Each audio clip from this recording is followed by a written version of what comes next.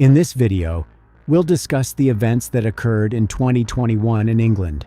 19-year-old Ashley Wadsworth was full of hope when she left her family home in Canada and went to the UK. She flew over 4,000 miles to meet the guy she had been chatting with online for many years. In this video, we will find out how online dating can end.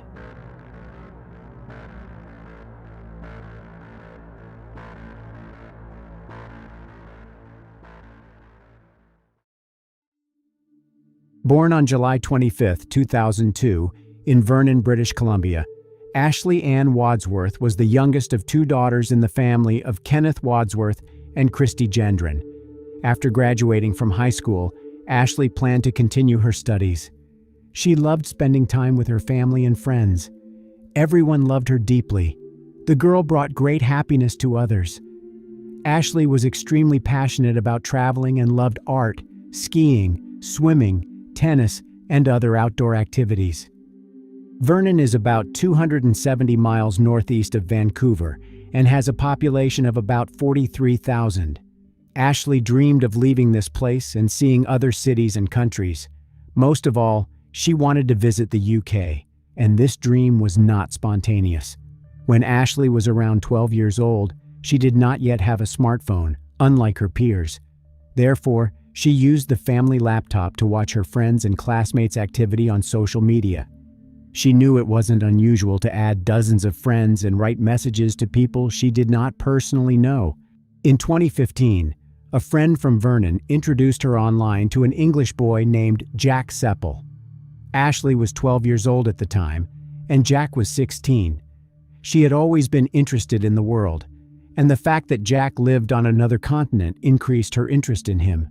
He was like a window to distant and unknown places. At that time, Jack was living with his mother in Chelmsford. It's a city of about 180,000 people, an hour's drive from London. While Ashley was a very outgoing person, Jack, on the contrary, was a bit withdrawn. It seemed that his main interest was social media. Their age difference of 3.5 years did not seem strange because they were just pen pals. But over time, they became closer. They talked daily, and after about 2 months, Ashley started mentioning Jack in conversations with her parents and older sister Haley. Ashley's parents, Christy and Kenneth, were divorced. However, this did not affect their relationship with their children. Ashley's mother was wary of the developing relationship, as she feared that someone else could be hiding behind the photos of the teenager. But when Ashley and Jack started FaceTiming in the family living room, Christy calmed down. She sometimes even greeted Jack. The woman liked his English accent.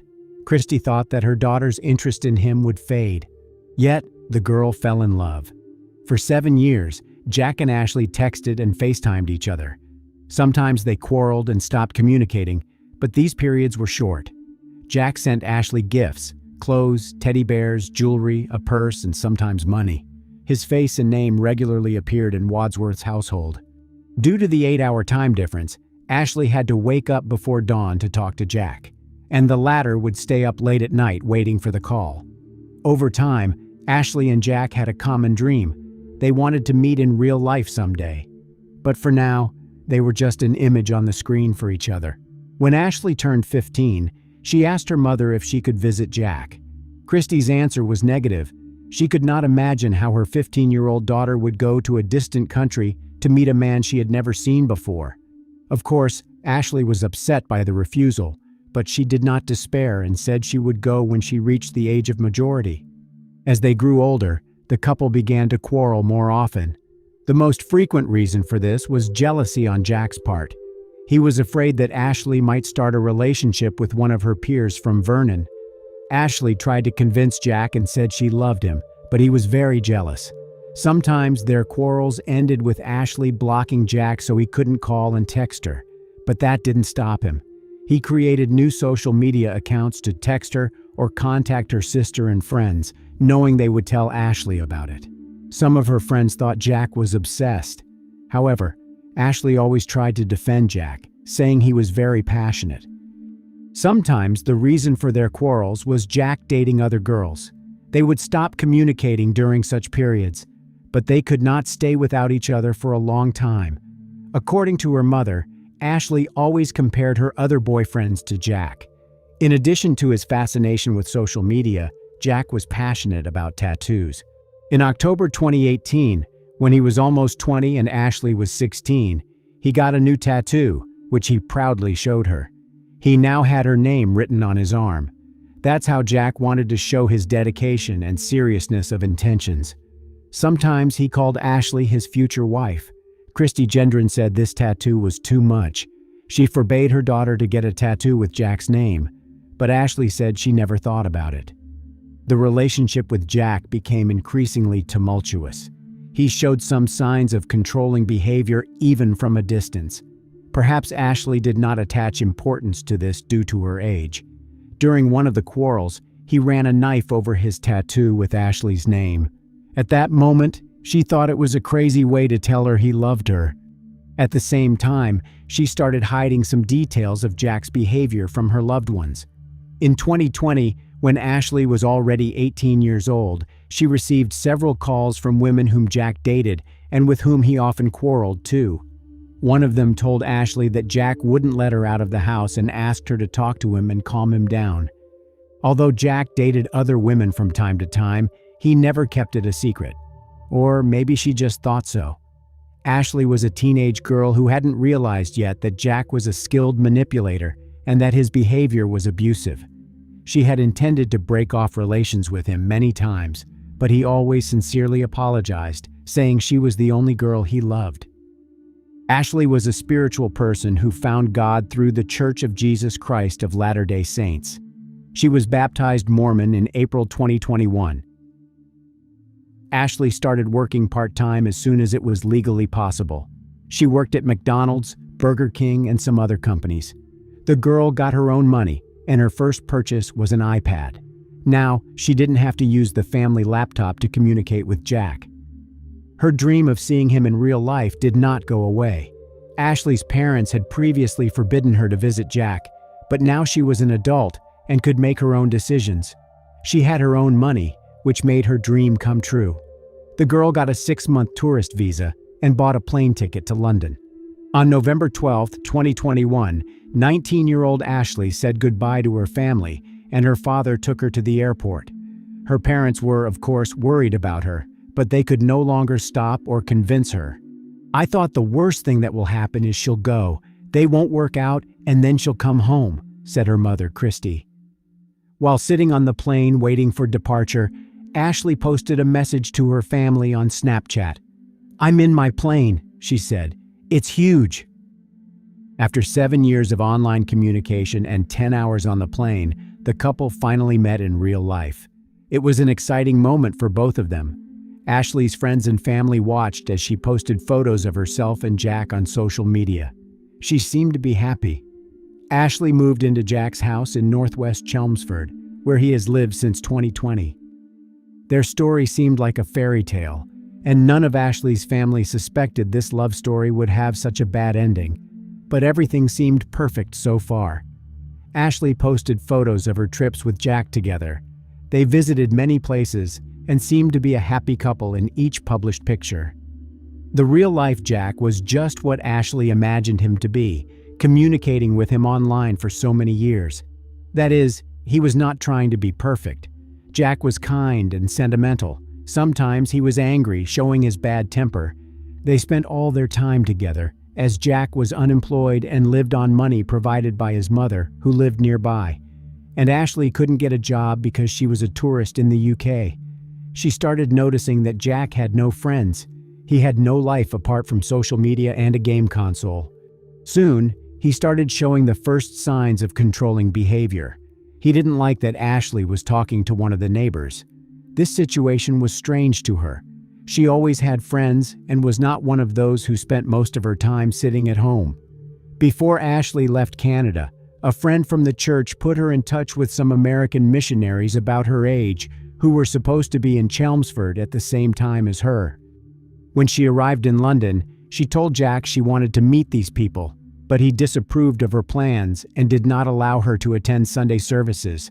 It was another red flag in their relationship. Ashley was getting bored, as they now spent most of their time at home.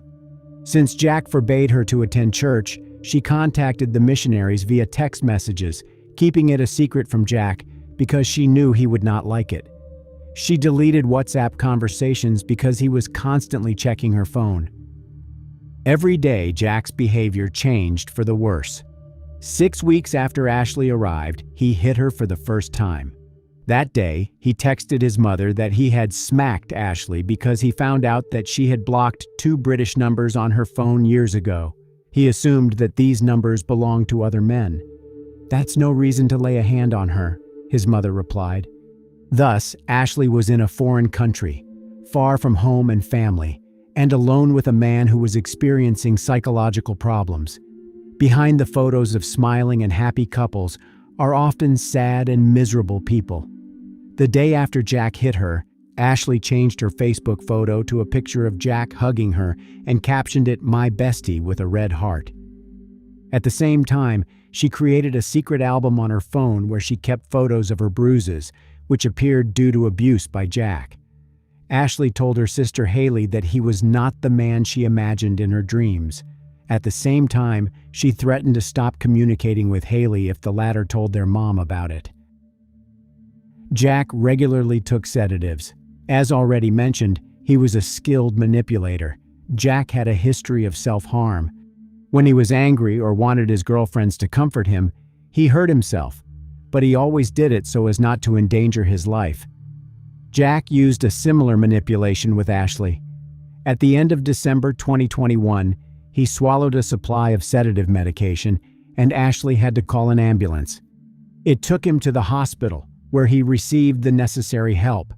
Ashley didn't tell her mom or her friends anything about the incident.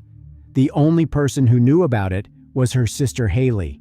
The latter asked her sister to come home. The following month, in January 2022, Jack smashed a beer mug over Ashley's head. She FaceTimed her sister and cried while Jack screamed and forced her to clean up the pieces. Haley was shocked. She begged her sister to fly home, but it didn't work out. Over the next few weeks, like many other manipulators, Jack showed his better side, giving Ashley reason to believe he realized his mistakes and had changed his behavior pattern.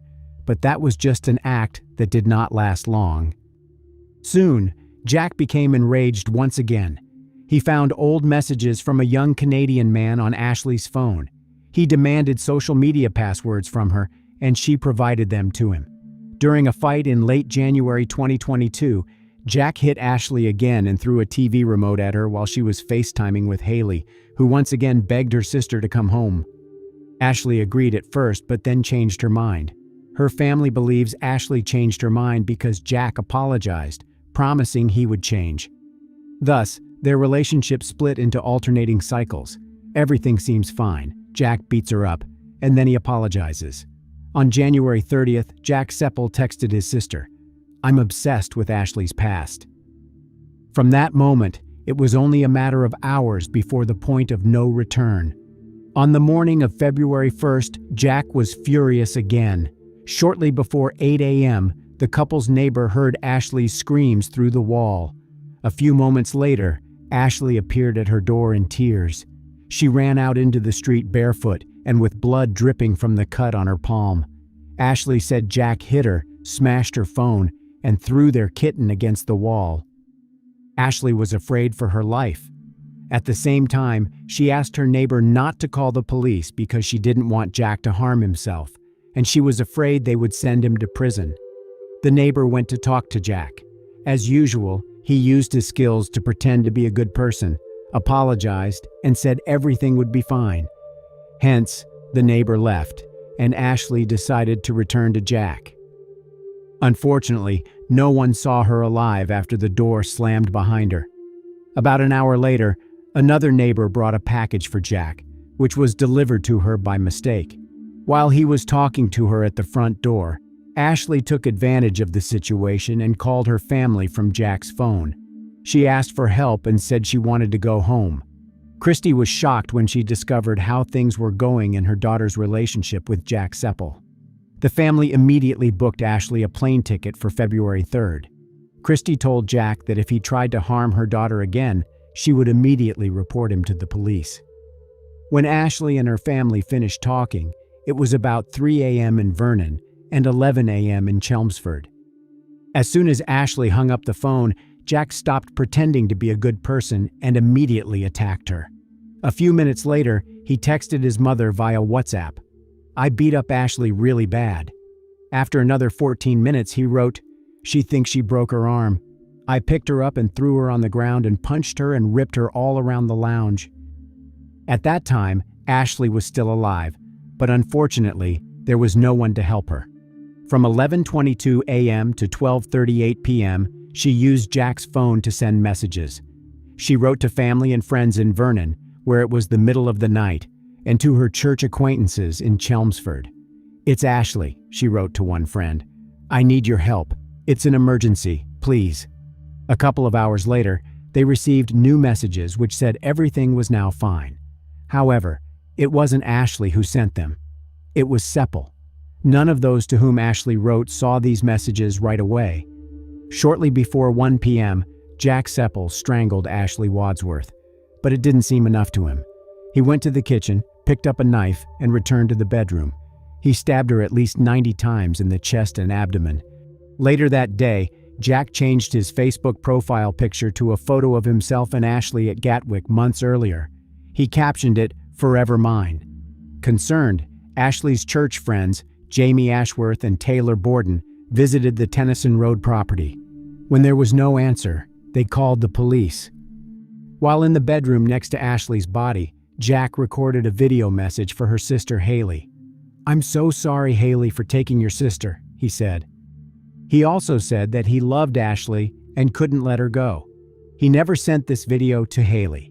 After recording the video, he inflicted minor superficial stab wounds to his chest. According to investigators, he could have done it to claim self-defense later. At about 4 p.m., the police arrived at the house. They knocked on the door, asking Seppel to come out.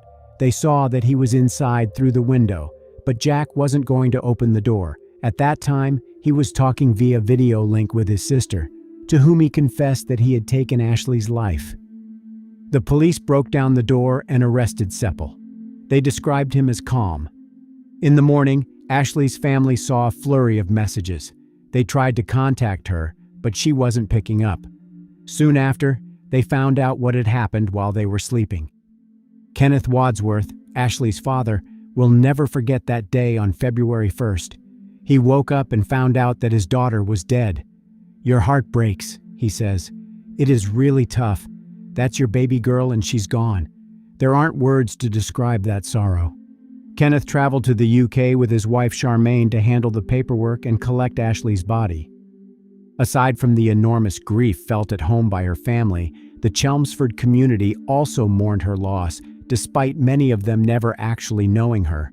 They held vigils in fields near where she had been killed, with flowers, balloons, and candles placed in her memory.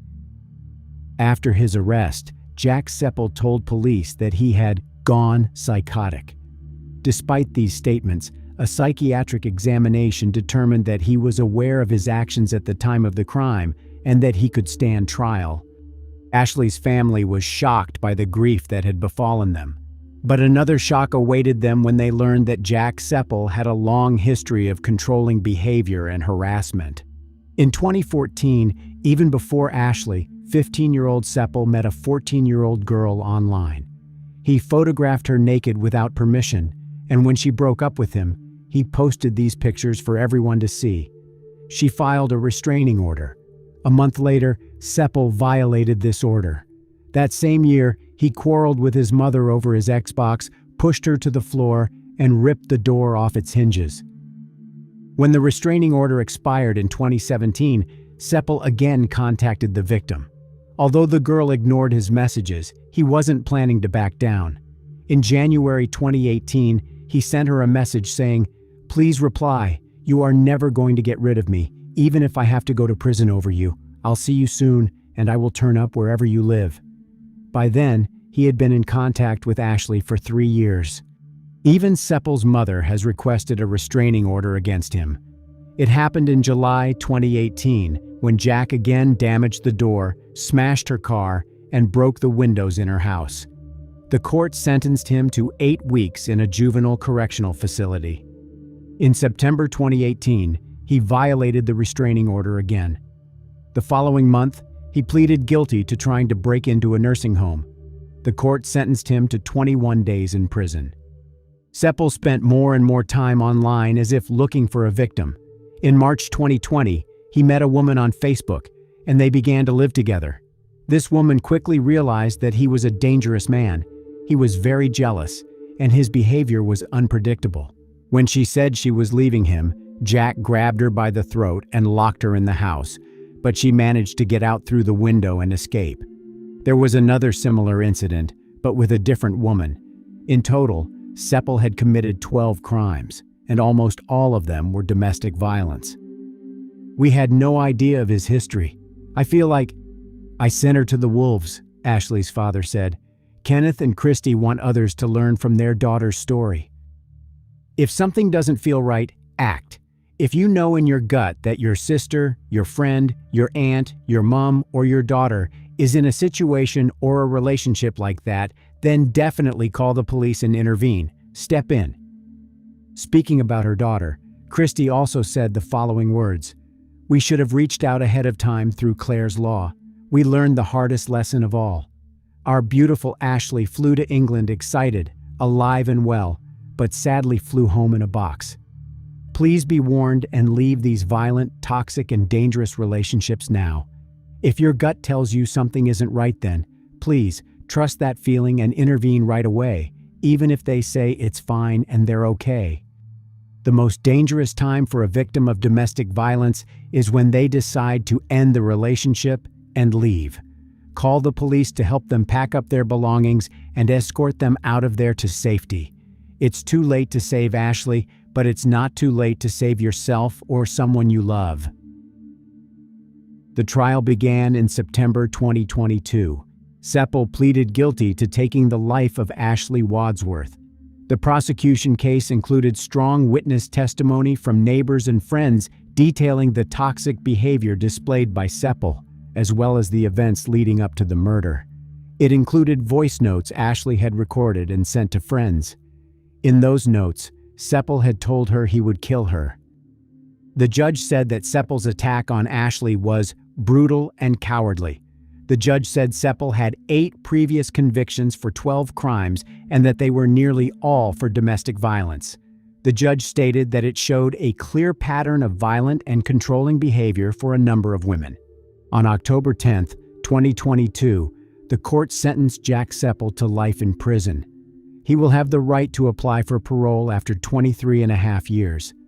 Through his lawyers, Seppel gave Ashley's parents a note of apology, but they did not believe that he had repented of what he had done. Great, he's going to get time, but in the UK, like Canada, life is only 25 years. Ultimately, it won't bring her back, said Ashley's mother.